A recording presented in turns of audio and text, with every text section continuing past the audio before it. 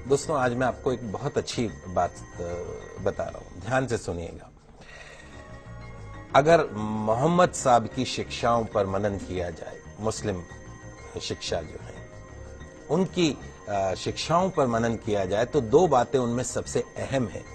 पहली क्या है, मोहम्मद साहब की जो शिक्षाएं हैं वो किसी भी एक देश के लिए नहीं है या किसी भी एक धर्म के लिए नहीं है, हिंदू मुस्लिम सिख ईसाई, ऐसा नहीं है, सबके लिए है।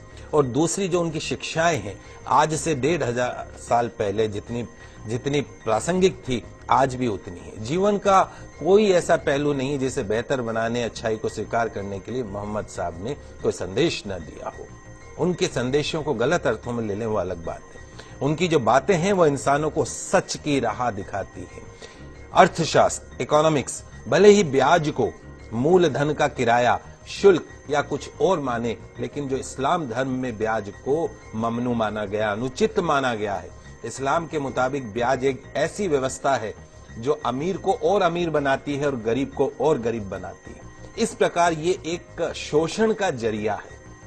पवित्र कुरान स्पष्ट रूप से ब्याज को वर्जित मानती है। इंसानों के लिए कहा गया है, हे ईमान वालों, 2 गुना और 4 गुना करके ब्याज मत खाया करो, उस मालिक से डरो। ब्याज खाने से बरकत खत्म हो जाती है, ब्याज की कमाई से बरकत खत्म होती है, इससे इंसान द्वारा किए गए पुण्य भी खत्म हो जाते हैं। ध्यान रखें, ब्याज जो है वो धन को कम करता है, लेकिन दान पुण्य से धन कम नहीं होता।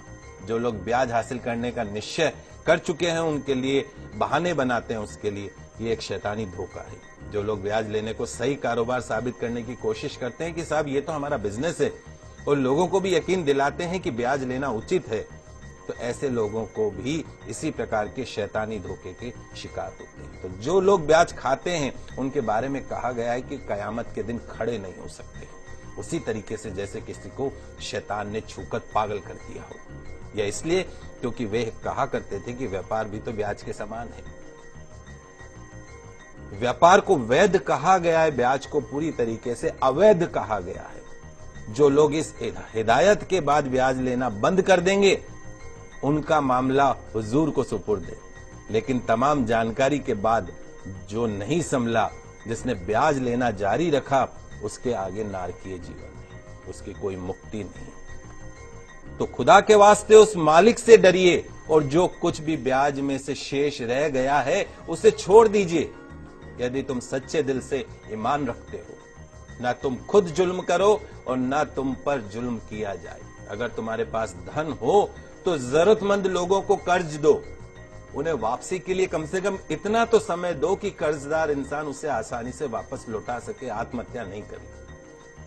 किसी वास्तविक वो अवश्यम भावी जो मजबूरी होती है कि जानबूझ के कोई नहीं, लेकिन मजबूरी है, अगर उस मजबूरी में अगर वो तुम्हारा समय पर धन नहीं लौटा सके तो उस पर कभी सख्ती मत करो, उसका अपमान मत करो, गालियां मत दो, उसे और समय दो। रोजी कमाने का गलत तरीका, गलत साधन, गलत रास्ता मत अपनाइए। मालिक से डरते हुए, उसकी नाफरमानी से बचते हुए सही जायज हलाल तरीके अपनाइए। हराम रोजी के करीब भी